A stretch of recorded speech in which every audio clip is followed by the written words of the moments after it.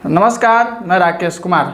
हम कभी बीजेपी जिंदाबाद, कांग्रेस जिंदाबाद, आरजेडी जिंदाबाद, समाजवादी पार्टी जिंदाबाद का नारा लगाते हैं। हम कभी बोलते हैं कि संविधान को कांग्रेस से खतरा है, कभी बोलते हैं कि संविधान को बीजेपी से खतरा है, लेकिन संविधान को खतरा सुप्रीम कोर्ट से है। सुप्रीम कोर्ट में बैठे कॉलेजियम सिस्टम से आए हुए जातिवादी जजों से है। मैं ये इसलिए बोल रहा हूँ कि सुप्रीम कोर्ट ने ये फैसला सुनाया है 1 जुलाई 2024 को कि SC/ST कैटेगरी में सब क्लासिफिकेशन हो सकता है। सरकार जो है SC/ST कैटेगरी में उप वर्गीकरण कर सकती है। SC/ST कैटेगरी के विरोध में यह फैसला सुप्रीम कोर्ट के 7 जजों वाली बेंच ने की है, जिसका नेतृत्व CJI DI चंद्रचूड़ कर रहे थे। 7 जजों में एक जज दलित थे जिनका नाम BR गवई है, बाकी 6 जज सवर्ण थे। 6 जजों में मिश्रा, द्विवेदी, त्रिवेदी, शर्मा ने मिलकर यह तय किया दलितों को आरक्षण नहीं मिलना चाहिए। उनका मानना है कि SC/ST कैटेगरी में क्रीमी लेयर लागू होना चाहिए, मतलब कि जो जाति एक बार आरक्षण ले चुकी है वो आरक्षण के तहत नौकरी नहीं लेगी, उन पर क्रीमी लेयर लगेगा। उनका मानना है कि SC/ST कैटेगरी की कुछ जातियाँ जो अधिक संपन्न हो चुकी हैं वो अधिकतर नौकरी ले ली हैं। तो मैं सुप्रीम कोर्ट से ये डाटा मांगता हूँ कि वो डाटा दे कि SC/ST कैटेगरी की वे कौन सी जातियां जो हैं अधिक संपन्न हो चुकी हैं और अधिकतर नौकरियां ले चुकी है। ये फैसला किस आधार पर सुनाया गया है? सुप्रीम कोर्ट के पास ऐसा कोई डाटा नहीं मिलेगा। उत्तर भारत में मुख्य दलित जातियां हैं चमार और पासवान, लेकिन चमार और पासवान में कुछ ऐसी बस्तियां में आप जाइएगा जिसमें उन बस्तियों में कोई नौकरियां नहीं है। मैं गया हूं, उन बस्तियों में चमार जाति के पास कोई नौकरियां नहीं है। तो फिर किस आधार पर, किस बेसिस पे सुप्रीम कोर्ट बोल रही है कि SC और ST कैटेगरी के कुछ जातियाँ नौकरी ले चुकी हैं, उन्हें आरक्षण का लाभ नहीं मिलना चाहिए? जबकि सुप्रीम कोर्ट को ये समझना होगा SC और ST को 1935 में जो रिजर्वेशन मिला था उसका बेसिक स्ट्रक्चर जो था अनटचेबिलिटी था, जबकि अभी जो सुप्रीम कोर्ट जज कर रही है ये आर्थिक आधार पर जज कर रही है।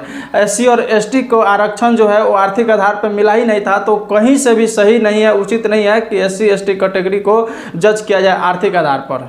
अब मान लेते हैं कोई IAS बन जाता है, कोई IPS बन जाता है, तो उसके साथ भेदभाव ऐसा तो नहीं ना कि नहीं हो रहा है जी जातिगत आधार पर।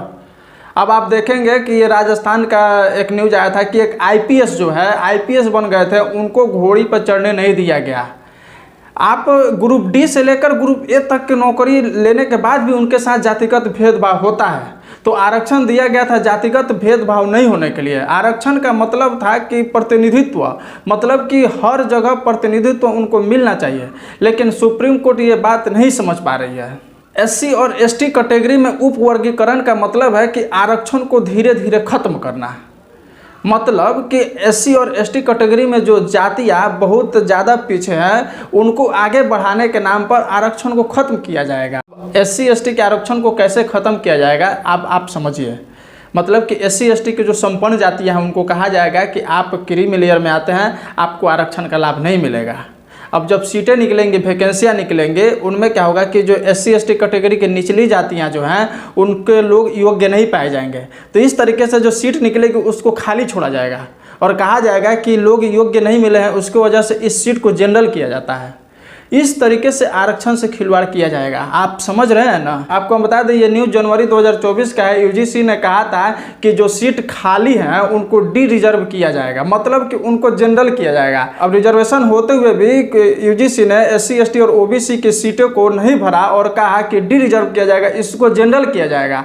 आप समझ रहे हैं ना कि किस तरीके से SC/ST के आरक्षण को हक मारा जा रहा है। SC/ST में सब क्लासिफिकेशन का फैसला सुप्रीम कोर्ट के दलित जज BR गवई से लिखवाया गया। BR गवई खुद, उनके पिता जो हैं उनके राज्यपाल रहे हैं। अब सब क्लासिफिकेशन होगा तो वो खुद छट जाएंगे। अब देखिए ना, कॉलेजियम सिस्टम जो है सुप्रीम कोर्ट और हाई कोर्ट के जजों की नियुक्ति करती है, तो यानी कि 4 जजों की बेंच जो है जजों की नियुक्ति करती है, तो वो क्या है कि 80% जजों की नियुक्ति जनरल कैटेगरी की कर दी है।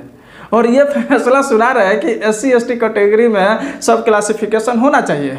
सुप्रीम कोर्ट द्वारा ये फैसला आते हैं ट्विटर पर बहुत सारा ट्रेड करने लगा, save reservation SC/ST। Supreme court इस तरह का ट्रेड करने लगा ट्विटर पर। लोक जनशक्ति पार्टी के अध्यक्ष जो चिराग पासवान है उन्होंने इस फैसले का विरोध किया। उन्होंने कहा है कि सरकार को इस पर ध्यान देना चाहिए और सुप्रीम कोर्ट के इस फैसले को पलटना होगा।